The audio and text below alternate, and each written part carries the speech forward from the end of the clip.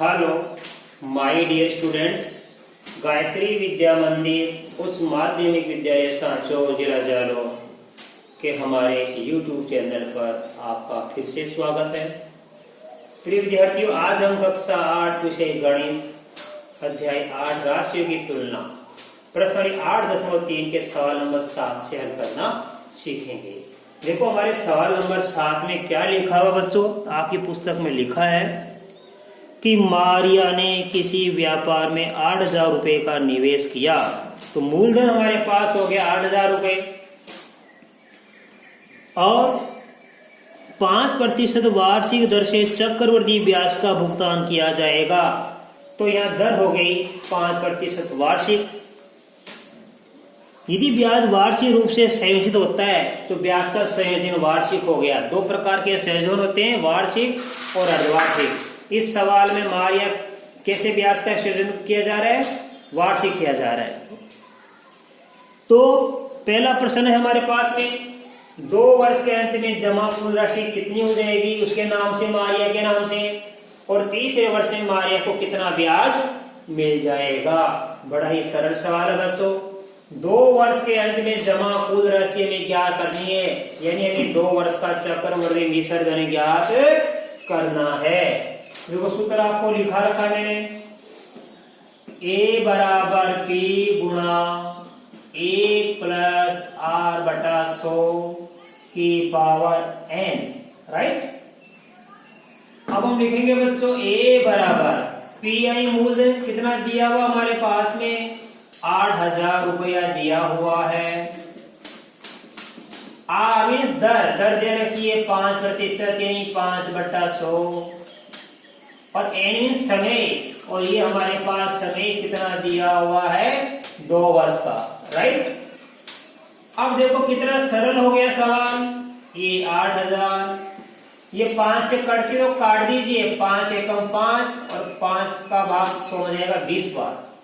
तो ये 1 प्लस 1/20 बच गया। इस मिश्र भिन्न को बदल लेंगे सरल भिन्न, 20 एकम 20, इनको गुणा करके ये अंश जोड़ देंगे। 20 को गुणा इससे किया 20 और ये कर देंगे प्लस, तो ये आ गया 21/20। पावर कितनी है हमारे पास में, यहाँ पे 2 है। अब देखिए बच्चों, ये 8,000, 21/20 को 2 बार लिखेंगे हम, 21/20 और 21/20। अब देखो बच्चों, 2 वर्ष का चक्रवृद्धि मिश्र कितना बढ़ेगा, 1 शून्य नीचे से 1 ऊपर से काट दी, फिर 1 शून्य नीचे से और 1 शून्य ऊपर से हमने काट दी। अब देखो बच्चों, 2 का भाग देंगे इसमें 40 बार जाता है, फिर 2 का भाग देंगे इसमें 20 बार जाता है। तो हमारे पास क्या बच गया बच्चों, 20 गुणा 21 गुणा 21 बच गया। इन सभी को हम गुणा कर लेंगे बच्चों। तो देखो 21 को 21 से गुणा करने पर कितना आता है, 441। गुणा करके देखना, क्योंकि हमने बता रखा है 21 का वर्ग 441 होता है, क्या गुणा करके देखना।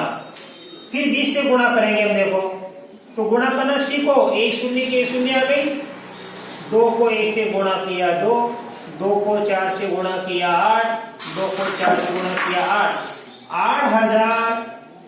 8,820 रुपये, ये आंसर आ गया, राइट। तो मारिया के नाम से 2 वर्ष के अंत में उसके खाते में कितनी राशि जमा हो जाएगी, 8,820 रुपये जमा हो जाएंगे। उसने 8,000 रुपये का निवेश किया, तो बढ़कर उसके खाते में कितना पैसा बन जाएगा, 8,820 बन जाएगा। अब ये 2 वर्ष का क्या प्राप्त हो गया, चक्रवृद्धि मिश्र। तो जो मिश्र धन हम प्राप्त करते हैं बच्चों, वो अगले वर्ष के लिए बन जाता है मूलधन। अब यहाँ क्या लिखा है, तीसरे वर्ष का ब्याज ज्ञात कीजिए। तो हमने 2 वर्ष का मिश्र धन ज्ञात कर लिया चक्रवृद्धि। अब हमें तीसरे वर्ष का ब्याज ज्ञात करने का मतलब है कि तीसरे वर्ष के लिए ये राशि बन जाएगी मूलधन। तो लिखेंगे तीसरे वर्ष के लिए मूलधन बराबर कितना होगा, 8,820 रुपए। ये 8,820 2 वर्ष का तो मिश्र धन है, और यही आगे जाके तीसरे वर्ष के लिए बन जाएगा मूलधन। 1 वर्ष का मिश्र धन दूसरे वर्ष के लिए बन जाता है मूलधन, और 2 वर्ष का मिश्र धन तीसरे वर्ष के लिए बन जाता है मूलधन। यानी जिस वर्ष का मिश्र धन क्या करते हैं वो अगले वर्ष के लिए क्या बन जाता है, मूलधन बन जाता है।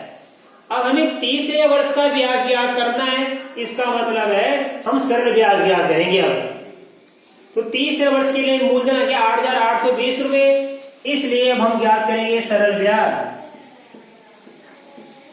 एक ही वर्ष का। सरल ब्याज बराबर होता है बच्चों P गुणा T गुणा R बटा 100, राइट। P मीन्स होता है मूलधन, और मूलधन दे रखा है 8,820। टाइम तीसरे वर्ष के लिए एक ही वर्ष का क्या करना है, 2 वर्ष का तुमने ज्ञात कर लिया, अब तीसरे वर्ष का क्या ज्ञात करना है, तो तीसरे वर्ष के लिए लिखेंगे 1, और दर वही आ जाएगी 5% बटा 100। शून्य से हमने शून्य काट दिया बच्चों, 5 एकम 5, 5 का भाग दिया 2 बार। अब 2 एकम 2, 2 का भाग देंगे, इसमें आ जाएगा 441। 441 पे 1 से गुणा करेंगे तो 441 रुपया क्या प्राप्त हो गया, ये प्राप्त हो गया तीसरे वर्ष का ब्याज। ये प्राप्त हो गया हमको तीसरे वर्ष का ब्याज, ये आंसर आ गया। तो 2 वर्ष के अंत में जमा कुल राशि कितनी होगी, 8,820 रुपए। ये चक्रवर्ती मिश्र धन है, और यही मिश्र धन जो 2 वर्ष का है तीसरे वर्ष के लिए बन जाएगा मूलधन। अब हम 8,820 रुपए के लिए सरल ब्याज ज्ञात करेंगे, वो होगा तीसरे वर्ष का ब्याज। तो बच्चों आप इसका स्क्रीनशॉट लो, इसके बाद मैं आपको सवाल नंबर 8 सिखाऊंगा। अब देखिए बच्चों क्वेश्चन नंबर 8। क्वेश्चन नंबर 8 में देखो हमारे पास में लिखा है बच्चों, आपकी पुस्तक में मिलान करना। रुपये 10,000 पर एक सही 1/2 वर्ष के लिए 10% वार्षिक दर से चक्रवर्ती ब्याज और कुल राशि ज्ञात कीजिए। यानी हमको चक्रवर्ती ब्याज भी ज्ञात करना है, चक्रवर्ती मिश्र धन भी ज्ञात करना है, कुल राशि का मतलब। जबकि ब्याज अर्धवार्षिक संयोजित होता है, ठीक है। क्या यह ब्याज उस ब्याज से अधिक होगा जो से वार्षिक रूप से संयोजित करने पर प्राप्त होगा। तो देखो बच्चों हमें क्या करना है, मूलधन 10,000 रुपए दिया है, समय को लिखते हैं n, 1.5 वर्ष दिया है, 2 एकम 2 और 1 3/2 वर्ष हो गया, और दर को लिखते हैं r, ये 10% है। तो ब्याज संयोजन अर्धवार्षिक है, तो हमें 2 चीजें इसमें क्या करनी है, हमें 10,000 रुपए का 1.5 वर्ष के लिए 10% की दर से चक्रवर्ती ब्याज भी क्या करना है, और चक्रवर्ती मिश्र धन भी ज्ञात करना है। पहला काम ब्याज संयोजन कैसा है, अर्धवार्षिक। तो देखो तो चक्रवर्ती मिश्र का सूत्र हम क्या है, हमें याद है, हम लिखेंगे a बराबर p गुणा a प्लस r बटा में 100 की जगह क्या आ जाएगा 200 बटा 2n। यदि ब्याज संयोजन अर्धवार्षिक है तो a बराबर होता है p गुणा a प्लस r बटा 200 की पावर 2n, और ब्याज संयोजन वार्षिक हो तो यहाँ 200 की जगह आ जाएगा 100 और 2n की जगह आ जाएगा n, यानी यहाँ पे आएगा बटा 100 और यहाँ आएगा n। ये बातें आपको ध्यान देनी है। अब देखिए हम चक्रवर्ती ब्याज ज्ञात करेंगे बच्चों, तो a बराबर p का मान कितना है 10,000, 1 प्लस r का मान कितना है 10%, और समय 2 की जगह 2 n का मान कितना दे रखा है यहाँ पे 3/2 वर्ष, 3/2 वर्ष। तो 2 से 2 तो कट गया, 3 बच गया, तो a बराबर बच गया 10,000।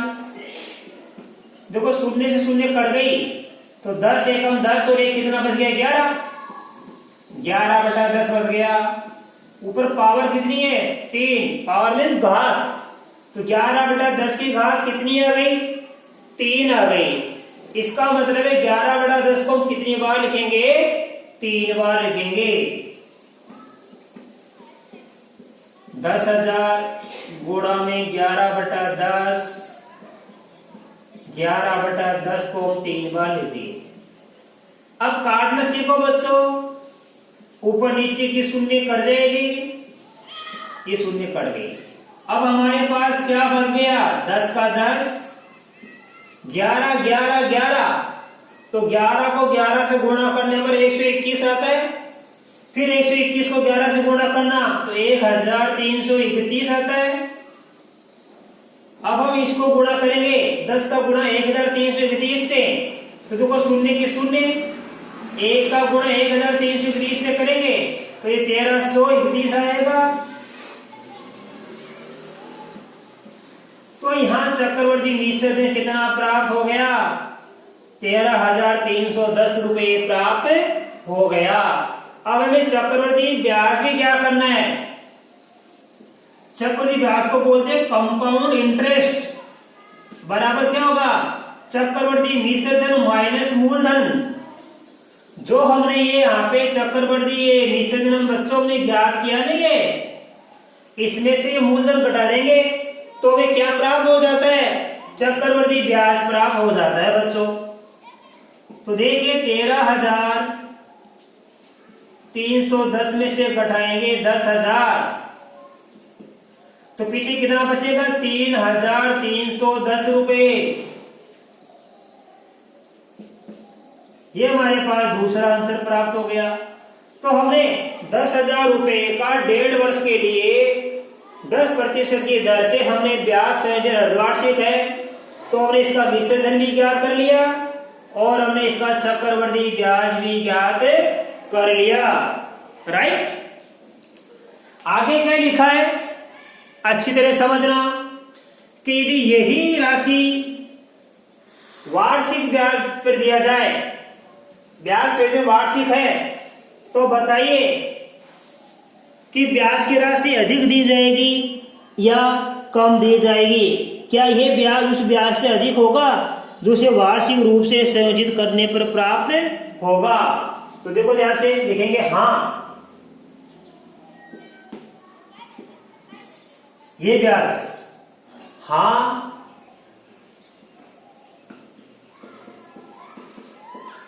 अर्धवार्षिक ब्याज संयोजन में प्राप्त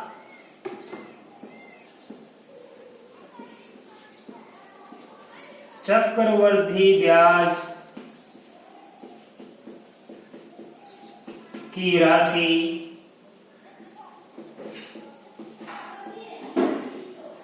वार्षिक संयोजन में प्राप्त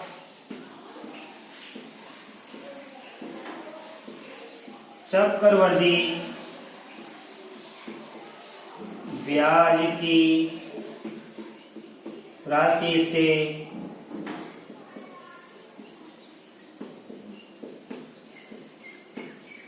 अधिक होगी। हमारा सवाल यह है कि अर्धवार्षिक संयोजन में जो हमको ये ब्याज प्राप्त हुआ 3,310 रुपए, क्या यह ब्याज की राशि वार्षिक संयोजन ब्याज का हो उससे प्राप्त चक्रवर्ती ब्याज की राशि से अधिक होगी? तो हम लिखेंगे हाँ, अर्धवार्षिक ब्याज संयोजन में प्राप्त चक्रवर्ती ब्याज की राशि वार्षिक संयोजन में प्राप्त चक्रवर्ती ब्याज की राशि से अधिक होगी। ये आपको नियम याद करना, जब मूलधन दर और समय समान हो तो समान मूलधन समान दर और समान समय के लिए यदि हम अर्धवार्षिक चक्रवर्ती ब्याज क्या करते हैं और वार्षिक चक्रवर्ती ब्याज करते हैं, तो अर्धवार्षिक चक्रवर्ती ब्याज की राशि हमेशा वार्षिक चक्रवर्ती ब्याज की राशि से अधिक होती है। कब होती है? जब यहाँ पे मूलधन दर और समय तीनों बराबर है, तो अर्धवार्षिक के लिए भी यही लगाएंगे और वार्षिक के लिए भी ये लगाएंगे। तो अर्धवार्षिक वाली ब्याज की राशि वार्षिक वाली ब्याज की राशि से अधिक होती है। आप इसकी जांच कर सकते हैं। देखो जांच, ब्याज संयोजन जब वार्षिक होता है तो बच्चों बताओ चक्रवृद्धि मिश्रण ज्ञात करने का सूत्र क्या हो जाएगा? A बराबर P गुणा 1 प्लस ये R बटा 100 की पावर n। देखो यहाँ पे क्या है, R बटा 200, यहाँ R बटा 100 है, यहाँ 2n और ये क्या है n। अर्धवार्षिक में क्या होता है, बटा 200 होता है, यहाँ 2n आता है, और वार्षिक में यहाँ पे बटा 100 आता है, यहाँ पे n आता है। अब देखो मैं अर्धवार्षिक के हिसाब से ज्ञात कर लिया, यहाँ पे चक्रवृद्धि मिश्रण कितना आया 13,310। अब मैं यहाँ पे वार्षिक के हिसाब से ज्ञात करके बता रहा हूं। तो देखो A बराबर P का मान कितना है यहाँ पे 10,000 गुणा में 1 प्लस 10 बटा 100, क्योंकि दर हमारे पास कितनी 10% है, और समय कितना हमारे पास 3 बटा 2। ये 3 बटा 2 का मतलब 1 बटा 2 वर्ष, राइट। अब देखो कैसे ज्ञात करेंगे, आपको बता रखा है 10,000 गुणा 1 प्लस 10 बटा 100। ये 1 प्लस 10 बटा 100 कितनी बार आएगा, एक बार। दूसरी बार देखो समय कितना बच गया हमारे पास, 1 बटा 2 बच गया। 1 बटा 2 को 10 से गुणा करके देख लो आप, तो दर चेंज हो जाएगी। ये दर 10% कितनी बार आएगी, एक बार आएगी। बाकी जो आधा वर्ष बच गया ये, इसके दर चेंज हो जाएगी। 2 का भाग दिया 5 बार, 5% हो गई। तो दूसरी बार में लिखेंगे 1 प्लस 5 बटा 100। अब आप इसको लिखिए बच्चों 10,000, देखो शून्य से शून्य कट गई, तो 10 से कम 10 रहे 11 बटा 10, 5 से कम 5 ये काट दिया 20, तो 20 से कम 20 रहेगी 21 बटा 20 हो गया। काट दीजिए, एक शून्य नीचे ऊपर की कट गई, एक शून्य नीचे ऊपर कट गई। अब 2 का भाग देंगे, इसमें कितना आएगा 50, तो क्या बच जाएगा हमारे पास में, ध्यान देना 21 को 11 से गुणा करेंगे हम, तो 231। इसका गुणा किससे करेंगे हम, 50 से, इसका गुणा 50 से करेंगे। देखो ध्यान से, तो आप कर लीजिए A बराबर, देखो 0 के 0, 5 से कम 5 और 23 बन जाए 115।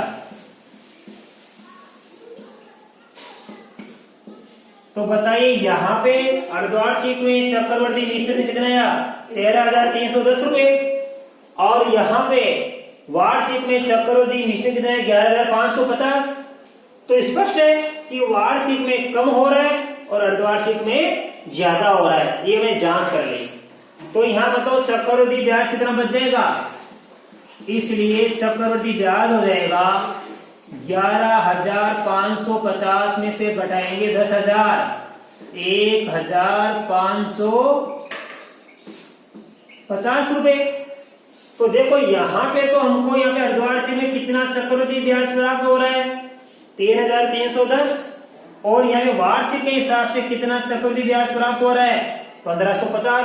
तो इसमें ज्यादा प्राप्त हो रहा है अर्धवार्षिक में, और वार्षिक में कम। तो लिखेंगे हाँ, अर्धवार्षिक संयोजन में ब्याज की राशि वार्षिक संयोजन की अपेक्षा अधिक प्राप्त होती है। तो मैं आशा कर सकता हूँ आज आपको ये सवाल अच्छी तरह समझ में आए होंगे।